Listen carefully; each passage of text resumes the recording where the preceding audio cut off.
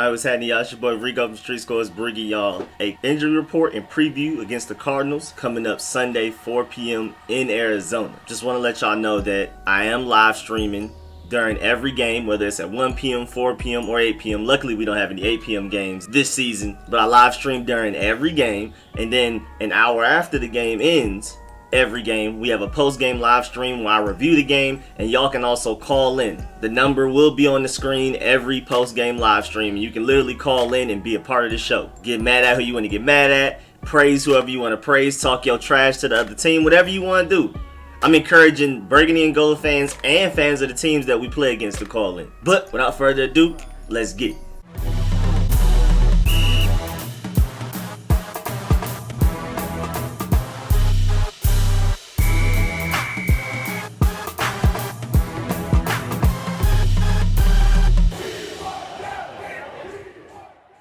Alright, so first up, our injury report. Cole Holcomb did not participate in practice today, as in Friday, and he is out for Sunday. Like, he's officially out. There will be no Cole Holcomb, and that may hurt us because with how Kyler Murray was running last week against the 49ers, and with Christian Kirk and Andy Isabella, I feel like we're going to need as much speed on this defense as possible. Luckily, our defensive line is very athletic, but Cole Holcomb is a blow to our defensive line as far as speed goes. And I was hoping, since we didn't have Reuben Foster, that Cole Holcomb would be one of those guys that can keep track of Kyler Murray. I mean, whether it be a QB spy or whatever. With Cole Holcomb out, I'm assuming Landon Collins is probably our best option there as a QB spy type of role for Kyler Murray. If we want to go that route, Jack Del Rio seems like the type that he'll explore all options, and whatever works, he'll stick with it and make adjustments where they need to be made. But he will try some stuff. I wouldn't be surprised if we end up seeing a QB spot from Landon Collins, because we saw one last week from Montez Sweat, so you never know what we're going to see. And then Kendall Fuller and Thomas Davis are both questionable for the game, and it seems like they will both more than likely play because Thomas Davis was a full participant in practice today. He has a calf injury. And Kendall Fuller was a full participant in Wednesdays and Thursdays practices, but then he was kind of like a limited participant in Friday. So I don't think he had a setback. I think it was just like a halfway day off for him. So I'm pretty sure he'll be good to go. He's labeled as questionable against the Cardinals, but I think he's good to go. Even though, as much as I love Kendall Fuller, again, this game may demand a lot of speed out of our defense, and Fabian Moreau and Jimmy Moreland are definitely our quickest corners. And especially with the games they had last week against the Eagles, both of them getting one interception each, I wouldn't be surprised if they get a lot of playing time, especially since Kendall Fuller is coming back from a knee injury. But Ron Rivera also did say in his press conference today that he loves Kendall Fuller because he's exactly what they want to do with their coverage. And I'm assuming that means like disguising coverages. You don't know if he's the safety, if he's the slot corner, if he's the outside corner. His versatility allows the burgundy and gold secondary to confuse offenses because you don't know who's doing what. Everybody can do everything. That's probably why Cameron Curl started getting more playing time towards the second half of the Eagles game. Versatility. And they were preaching this throughout the offseason, so I'm not surprised, but I'm glad to see that they're actually going through with it and actually want versatility out of the guys so they can make coverages really confusing. And with this front four being so dominant, quarterbacks won't have a lot of time to really process what's going on. And with coverages being disguised and very confusing, that can lead to a lot of interceptions. Can lead to the quarterback guessing wrong because he has to hurry up and get the ball out of his hands because of how dominant this front four and this front seven can be and how consistent they are with it. And then you don't know what the corners and safeties are doing in coverage, so you might end up making a wrong decision with the short amount of time that you have to make it and interceptions. And as far as the Cardinals go, they haven't come out with their Friday injury report yet, but you have Mason Cole, the offensive lineman, who did not participate Thursday or Wednesday due to a hamstring injury. You have Kyle Pitts, the outside linebacker, with a wrist injury. He did not participate Wednesday, but he was a limited participant Thursday. And you have Larry Fitzgerald, future Hall of Famer wide receiver, non-injury related, didn't participate Wednesday, and then full participant Thursday. Expect him to play. Top receiver DeAndre Hopkins, again non-injury related, didn't participate Wednesday, full participant Thursday. Expect him to play. Max Williams, the tight end, with an ankle injury, did not participate Wednesday or Thursday. And Josh Jones, the offensive lineman, ankle was limited Wednesday and Thursday. So out of that group, definitely expect Larry Fitzgerald and DeAndre Hopkins to play on Sunday. That's easy. And then Josh Jones and Kyle Pitts, they're quite likely to play. And I would say Mason Cole and Max Williams are unlikely to play, but they haven't been ruled out as of right now, as of 1:30 p.m. on Friday. And I like this matchup. The Cardinals had a really good game against the 49ers last week. I mean, it was a dogfight all the way to the end. And the fact that they stepped up and performed so well in the clutch against the team that was just in the Super Bowl with their great defense and everything. I mean, me personally, I blame a lot of that loss on the 49ers on Jimmy Garoppolo. I mean, the 49ers were 2 of 11 on third down. So Jimmy G, you got to get it together if y'all trying to make it back to the Super Bowl and possibly win one, especially with this division. I mean, the Cardinals look tough. The Seahawks are already tough. And the Rams beat the Cowboys. Don't get left behind, 49ers. Don't get left behind. Your quarterback needs to get on point. But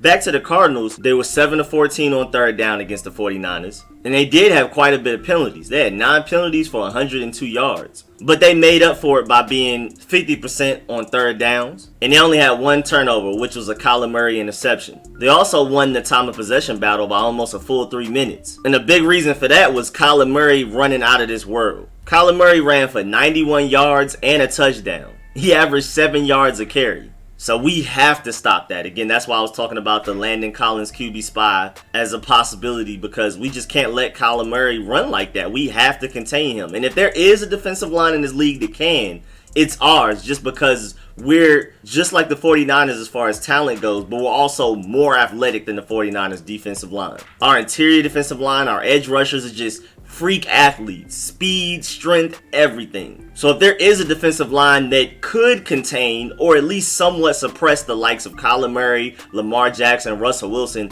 it's literally ours out of this entire league. We have the most athletic defensive line in the league, and we just need to force Kyler Murray to throw the ball, because honestly, his throwing stats weren't that great. 26 out of 40 passes completed, 230 yards, 1 touchdown, an interception. And I don't know how, but this great 49ers defense only sacked Kyler Murray 2 times for 6 yards total. For 6 yards of total loss. So we need to make sure we keep Kyler Murray in that pocket. I mean, he's short. Force him to see over those giants in front of him with all of that pressure in his face and force him to make throws. Now, I'm not doubting his arm talent. I'm not doubting his IQ, but he's still young, and I prefer to force him to throw the ball. With him being 5'10", trying to throw it over 6'7" people, that's including his offensive line, than him just running out in free space, which is one of the things he does best, if not the thing he does the very best right now. Make him beat us with his arm. And they have great receivers. Andy Isabella, Christian Kirk is a lightning bolt in the bottle. D-Hop and Larry Fitzgerald, y'all already know about them. Kenyon Drake and Chase Edmonds are a nice 1-2 punch at the running back position. And at the end of the day, I feel like if we can just force Kyler Murray to throw from inside the pocket, that's our best chance of winning. Especially with how dominant his defensive line is. It's looking like the best in the league already. And that was just the first taste of it. Because, I mean, we had all these offsides penalties because guys were just anxious. It was their first games of the season. It was Chase Young's first game in his career. So things like that happen. But once they start getting into the flow of things, man, it's over with. I'm predicting this defensive line to be the best in the NFL this year and many years to come. And honestly, I feel like with the receivers that they have, with them being bigger guys, because the Eagles had more speed demons, especially since Alshon Jeffrey was hurt. So the Cardinals, especially their top 2 guys, Larry Fitzgerald and D-Hop, not being speed demons, but more big body, box out the corner type of guys, contested catch type of guys. I feel like we should press man more, but we'll see. We may counter their size with speed. This may be a better game for Ronald Darby, who can't cover speed. I mean, we saw how he got burned against the Eagles. Now, hopefully, we'll have him against, I mean, those are great receivers in Larry Fitzgerald and D-Hop, but I think Ronald Darby matches better against them because they're not super quick rather than somebody like a Christian Kirk. Well, Ronald Darby, with his lateral quickness and his type of hips, I mean, he'll just get burnt again. And then we can leave Jimmy Moreland and Fabian Moreau to cover the faster guys. But we'll see though. And I feel like offensively, Ron Rivera just said that he wants Dwayne Haskins to come out faster, more aggressive, and of course more consistent early on in this game. I mean, he wants him to start out just going. And I definitely feel like we should get the ball to Antonio Gibson more because he made something out of nothing several times. And I know Peyton Barber became the hot hand at one point. And him just being a veteran, he knows the right crease to go into to get a touchdown on like first, second, third, and goal situations where we just need to hurry up and punch it in. His veteran vision and everything, his nuance at the running back position showed there. And that's probably why we started giving him the ball more often since we were in the red zone. But Antonio Gibson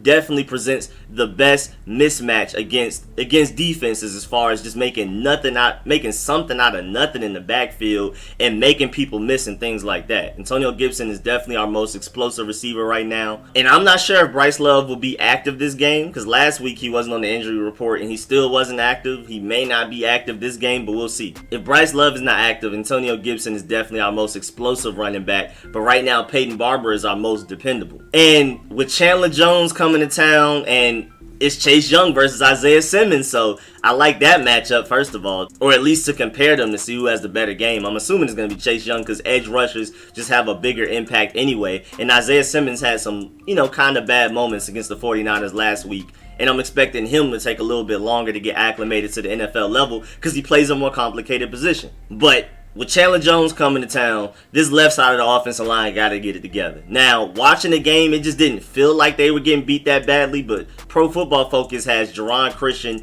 as the last ranked tackle right now in the league. Like, period. Just last. Like, the worst.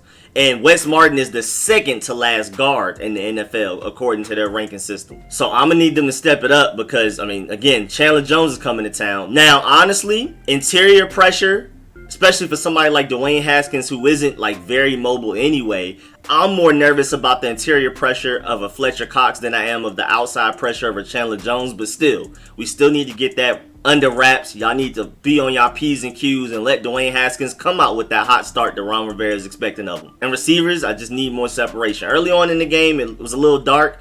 Terry McLaurin was one of the only people out there truly separating. But as the game went on, Steven Sims, Dontrell Inman, everybody started separating. Logan Thomas is not a separator on his own. He's more so schemed open because he's not very electric. As we've seen, he's just not that fast. Every time he was open, it was because of Scott Turner's genius. But we'll see. Maybe we'll get Marcus Ball some more snaps. His blocking is not there yet, so that's why it's hard to keep him in the game because he's not a true dual threat tight end yet. But Marcus Ball is our most athletic tight end, and if anybody can separate on their own with just pure route running and athleticism, it's Marcus Ball. And just to make it clear, just going to the pass, between the Washington football team and the Arizona Cardinals, we are leading the series by a wide margin. This probably might be the widest margin against any opponent in the NFL. We have 76 wins to their 46 with 2 ties. And most recently, we're on a 2-game streak against them. In 2017, December, we beat them 20-15. And in September 2018, we beat them 24-6. And that was the Alex Smith, Adrian Peterson game. But they're a totally different team right now, and they are scary. If we can beat the Cardinals this week, which I feel like we do honestly have a good chance because, again, our defense is a bad matchup for mobile quarterbacks, point blank period. We're going to be the most frustrating games they play any given season, just off of the athleticism alone. Then Jack Del Rio's genius. I feel sorry for him. But if we can go and get this Cardinals win, I'm pretty sure we will be heavily favored going into that Browns game. Just off of how good the Cardinals looked against the 49ers, that come from behind victory we had against the Eagles. If we can beat the Cardinals, even if it's by 1 point, we will definitely be favored against the Browns week 3. But that's looking too far ahead. We need to focus on the Cardinals. Again, we have to force Kyler Murray to throw the ball. We can't allow him to just run out there. His speed was crazy. Technically, he was leading everybody in the NFL, regardless of position, running back, whatever, in rushing yards at one point late in that game. And we just can't allow him to do that. And unlike the 49ers, what they did, Jimmy G, we have to convert our third downs. And also, as we've seen with Scott Turner here as our play caller, we get creative in the red zone, and we have to be able to turn our red zone trips into touchdowns, which we did very well against the Eagles. Our red zone efficiency has skyrocketed going from Jay Gruden and Bill Callahan to Scott Turner, and I'm excited. So I just need our defense to hold it down, give us great field positioning. We need our offense to make sure they keep doing what they're doing in the red zone under Scott Turner. And you already know, Tress Way, best punter in the game. If we're ever in a bad situation with our offense, where we go 3 and out deep in our own side of the field, Tress Way can flip that field position to bail us out every now and then. And special teams is going to be important. Hopefully Steven Sims has those jitters out. He won't muff any more punts, and he'll be electric to be able to flip field position that way also. And again, I feel like we match up very well. Really, the only matchup I feel like we lose is, first of all, that left side of the offensive line versus Chandler Jones, and also our corners versus their DBs. Other than that, I feel like we honestly win the matchups. Again, because if there is any defensive line that can suppress a Kyler Murray, that can shut him down, is this one. And I like our receivers versus their DB group. I mean, Budda Baker's really good. I'm expecting Isaiah Simmons to get better and better and eventually turn into an all-pro linebacker, but he's not there right now. And Patrick Peterson is still there, but I do like our matchup against their DBs. It's a lot of speed. It's a lot of athleticism. It's a lot of size. And if Ron Rivera really wants Dwayne Haskins to come out hot, I feel like we can have an explosion of dynamic plays and putting points up on the board this game. This could be the game that our offense really breaks out and shows what we can do. But yeah, man, I'm really excited about this game. Let me know what y'all predictions are in the comment section. If you're a Cardinals fan, if you're a Burgundy and Gold fan, or even if you're just the NFC East rival just pulling up just to watch the video, I really appreciate it. Talk y'all trash in the comments or whatever. Me personally, my prediction, I feel like we can win this game 31-24, but we'll see. I mean, I predicted 24-17 against the Eagles and ended up being 27-17. So I might be on to something. But again, give me y'all predictions, and if y'all want to talk trash in the comments, whatever, do all of that. This is the place for it. And if y'all like this video, please like it. If you learned anything, please like it. Please subscribe if you haven't. Hit the bell next to the subscription button so you get a notification every time I make a video like this one, every time I schedule a live stream, and every time I start up a live stream. And also, as always, I appreciate all of my supporters, man. Everybody that donates to the channel, all of my sponsors, especially the Pro Bowl sponsors whose names you see scrolling on the screen right now. Shouts out to all of y'all. Y'all are making this possible. Really appreciate y'all. Again, all of the money goes right back into the stream. And if you donate to Brody, it goes straight to Brody for Brody to have some fun. And again, I really appreciate y'all. I'll catch y'all during the Sunday live stream. I may come out with the Antonio Gibson film session soon. I mean, before then, maybe later today, maybe Saturday. And also check out that Chase Young debut film session if you haven't. And I'll catch y'all later. I'm out.